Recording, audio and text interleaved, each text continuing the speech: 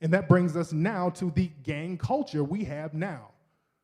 Right here in Chicago, people are talking about the gangs. That's what we see on the news, and that's what we see on the in newspapers nationwide. They're talking about the gangs and the violence. But nobody's talking about the real deal as far as the violence. See, people are talking about these gun laws that don't have nothing to do with nothing. The gun laws, that's talking about the how, not the why. You understand? You're talking about how they're killing each other. That don't get us to the root of why they're doing it. See, the thing is, in Chicago is a very unique city. See, it's two things that's contributing to all of the violence with the gangs out here in Chicago. There's two things. We're going to get into it right now so we can stop the BS. Number one is the unemployment rate with young black men. That's the first thing. The unemployment rate is like at the top 3 for young black men, so they don't have any jobs, right? Now, some people might say, well, there's unemployment in other cities, Tariq. They're not shooting and killing like Chicago, but there's another thing that makes Chicago unique. Chicago is the most segregated city, major city in the United States. They leave that out. That's what makes Chicago unique. So the poverty is concentrated. So a kid in Brooklyn or New York somewhere, if he can't get a job in his immediate neighborhood, at least he can take a subway or a train and go out to the outskirts and probably find something.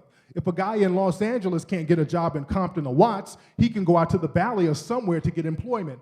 A young kid here who doesn't have employment in his neighborhood, he can't go anywhere else because they socially shut him off. That's where the problem is. The poverty is concentrated because of the segregation. This is the most racially segregated major city in the United States, and they keep leaving that out. And the thing is, in this city, segregation means one thing and one thing only: no blacks. Segregation has never been a two-sided thing.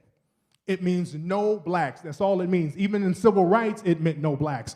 When Rosa Parks was on that bus in Montgomery, people think that she tried to sit in the white section. She did not try to sit in that white section. Rosa Parks was sitting in the colored section. The rule was, if the white section was packed, whites could make blacks get up out of the colored section.